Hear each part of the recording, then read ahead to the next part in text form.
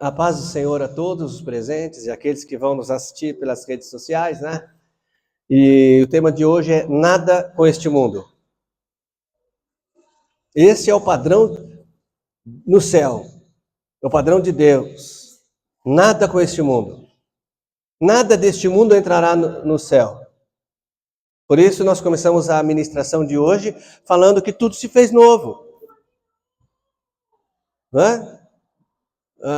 Por exemplo, a religião egípcia acreditava que você levava as coisas deste mundo para a vida depois da morte. Ainda existem outras religiões que acreditam nisso, né? E o padrão de Jesus Cristo, o nosso Senhor e Deus, é nada com este mundo. Deveria ser o nosso padrão também. Mas Jesus disse uma coisa também, ele rogou ao Pai, nós vamos ver esse versículo, dizendo: Pai, eu não peço que o Senhor os tire deste mundo, mas peço que o Senhor os proteja. Qual será essa proteção? A proteção é 100%, mas aqui também fala da proteção para que os valores deste mundo não nos atinjam.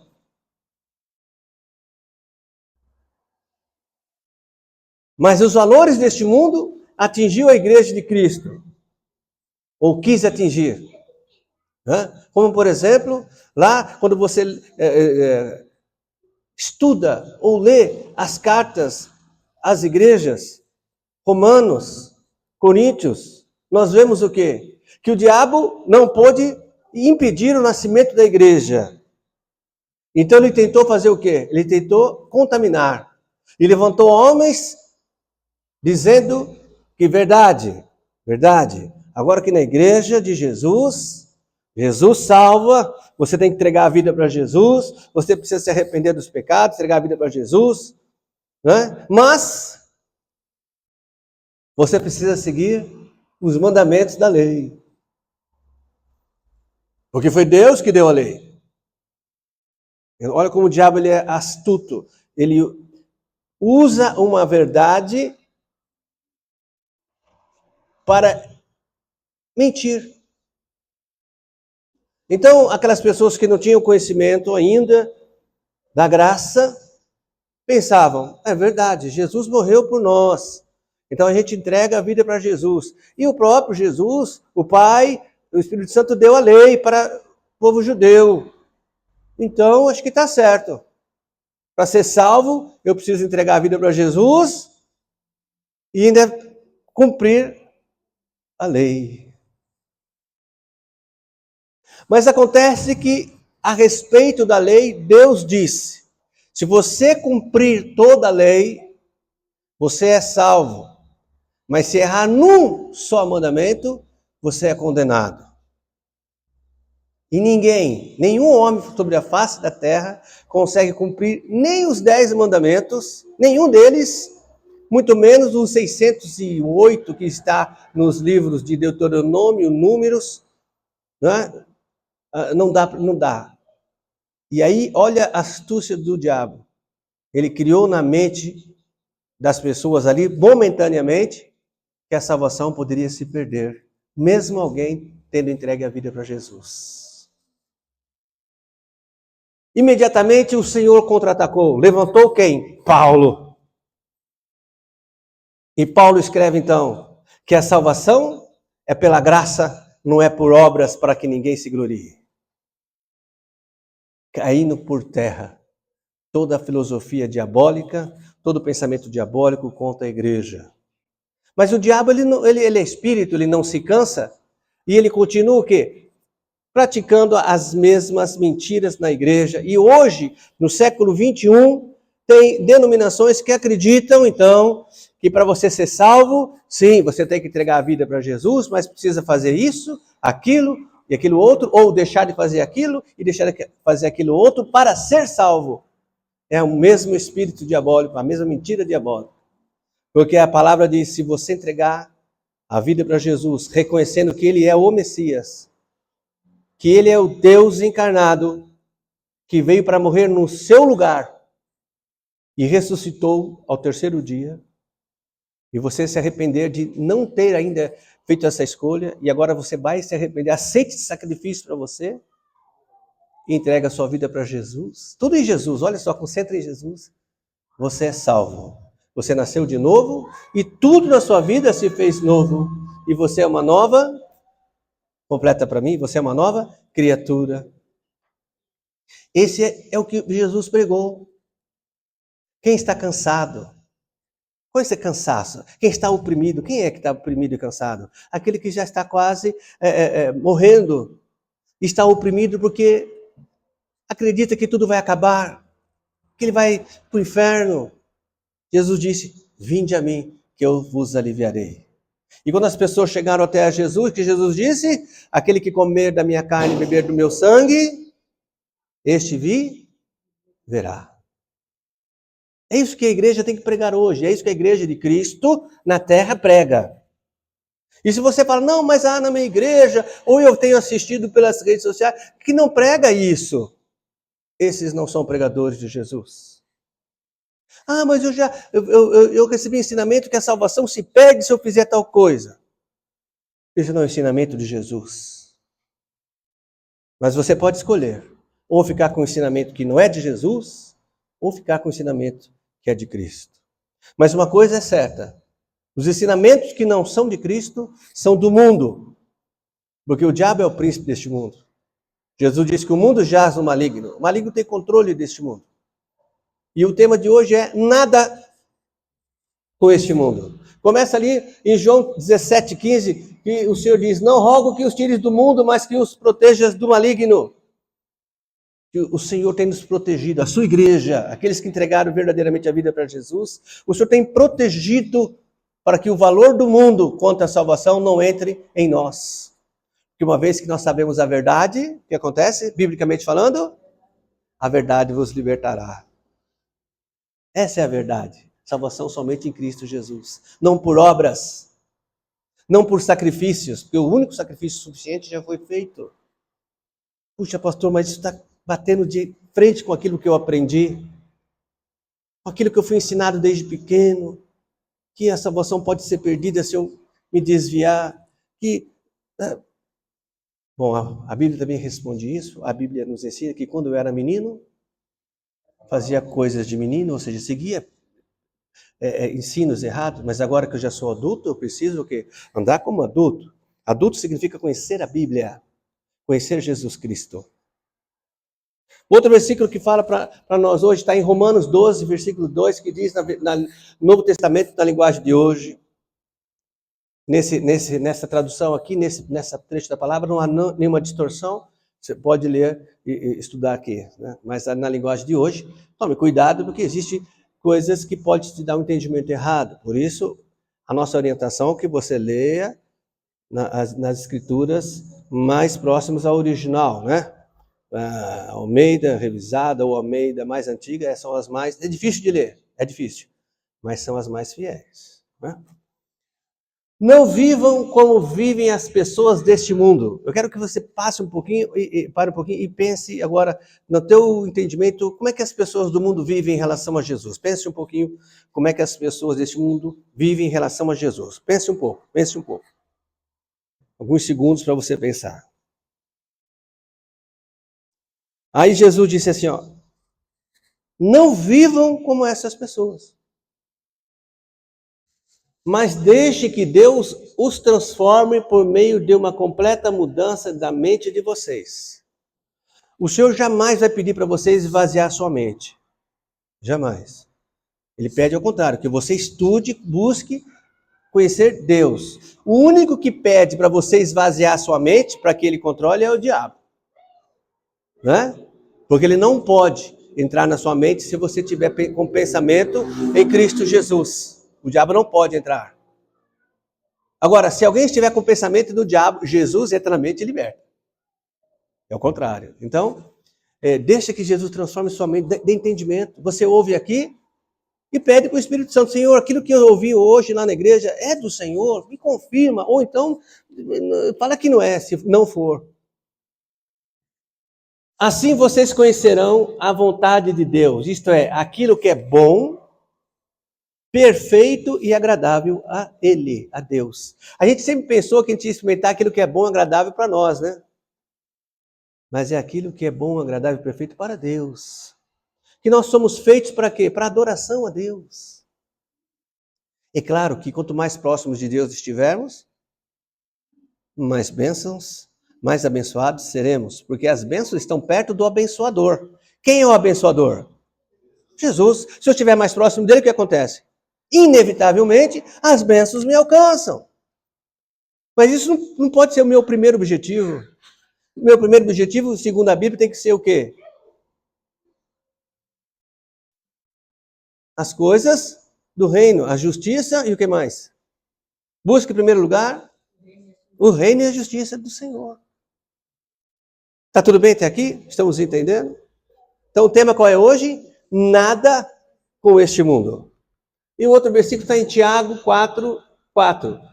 Gente infiel. Nesta ocasião,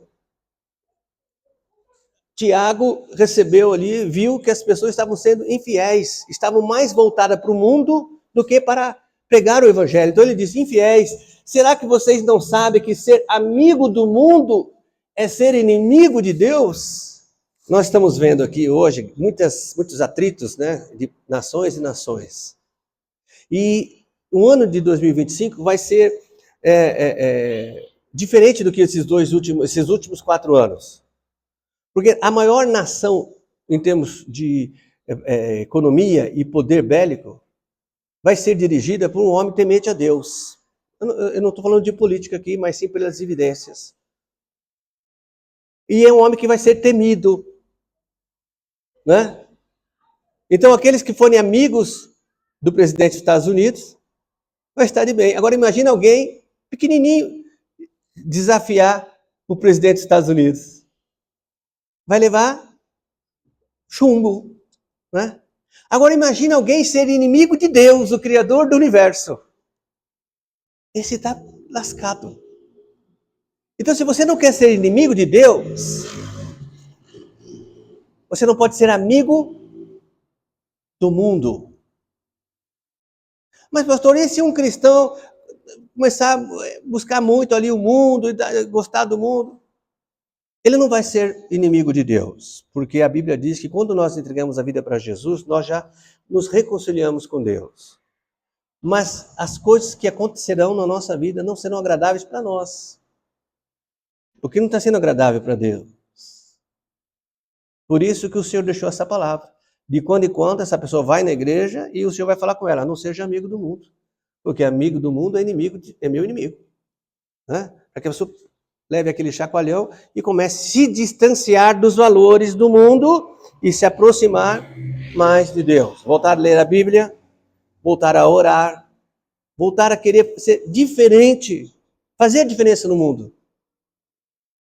Querer que as pessoas que estão próximas não vá para o inferno. E o único jeito de a pessoa não ir para o inferno, qual é? Só aceitando a Cristo. Não tem outro caminho. Né? Muito bem, então vamos lá, finalizando. 1 João 5,19. Sabemos que somos de Deus e que o mundo todo está sob o poder do maligno. Só quem não quiser ver, que não vai ver. Né? A mídia, na sua quase totalidade, despreza Jesus. E você não precisa ir muito longe, é só olhar para o Brasil. Né? Não querem saber de Jesus. Leis são aprovadas para tirar a Bíblia da escola. Leis são aprovadas para que você não ore mais nas escolas onde as crianças estão começando a aprender os valores. Esses são inimigos de Deus. Né?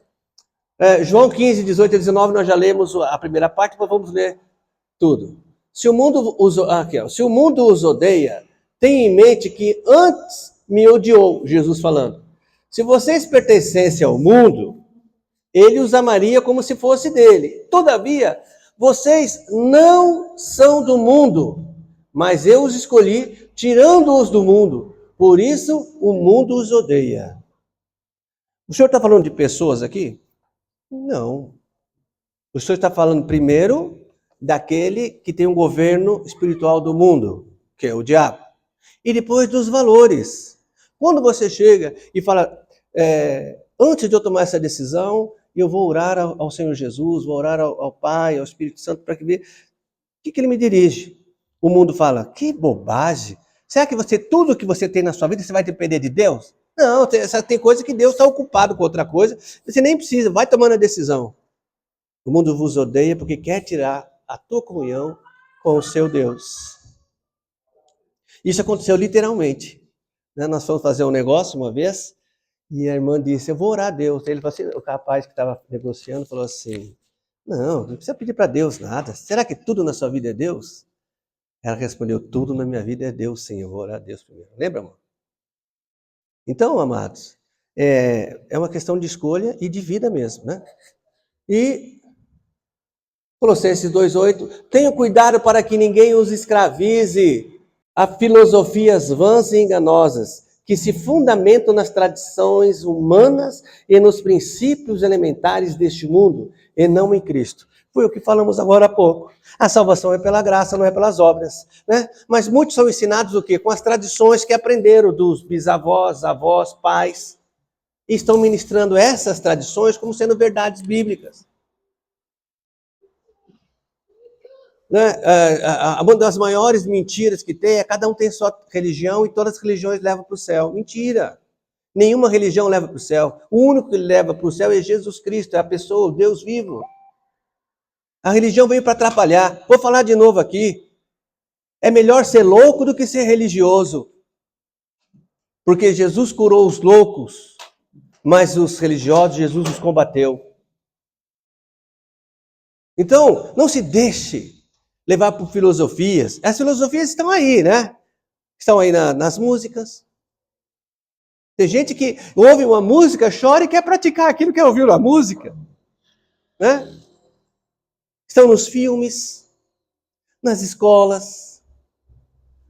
Tem um irmão que eu conheci, que ele, no primeiro ano de direito, o pastor já veio com a filosofia zombando de Jesus e pediu para ele provar nos escritos que Jesus é real. E deu risada e zombou. A classe quase acompanhou o professor. Ele ficou uma semana pegando artigos e no dia da aula, na semana seguinte do professor, ele entregou um calhamaço de folha assim, colocou na mesa do professor e depois, pá! Provado nos escritos que Jesus existe. Nunca mais zombe do meu Deus. O professor baixou a cabeça e teve que concordar. Filosofias. Tome cuidado com as filosofias. Filosofias que pedem para você esvaziar sua mente. Filosofias que pedem para você ficar recitando uma mesma sílaba. Cuidado com isso.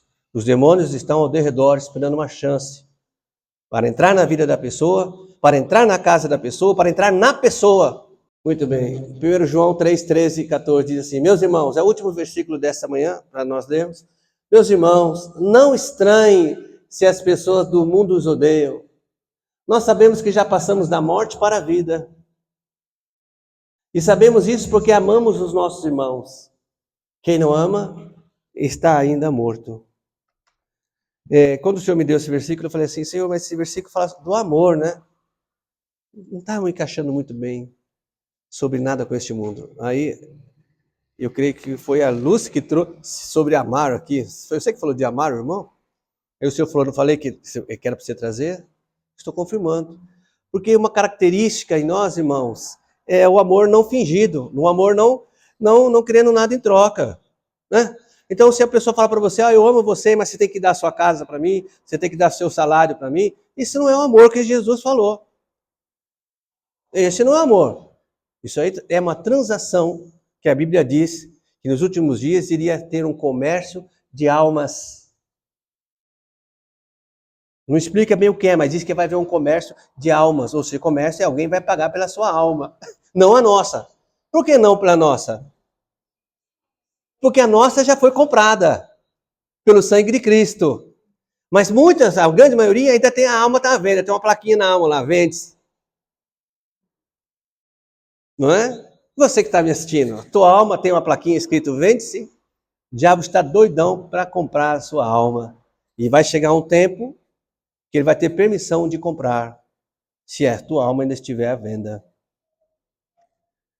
E o destino do diabo e aqueles que o acompanham será o fogo eterno, sofrimento eterno, tristeza eterna, escuridão eterna.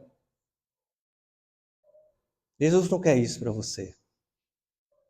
Jesus quer que você esteja lá com Ele, onde não há dor, onde não há choro, onde não há tristeza, mas somente a paz do nosso Senhor e Salvador Jesus Cristo, vida e abundância, luz e mais do que isso, a presença dEle, né? Que é tudo de bom. Essa palavra encontre um refúgio na tua alma e que você possa multiplicá-la. Porque em nós o correto é não ter nada do mundo e nada com o mundo espiritualmente falando, dos valores falando. É isso que Jesus tem para nós nesta manhã. Que Deus te abençoe e até o próximo vídeo. Amém.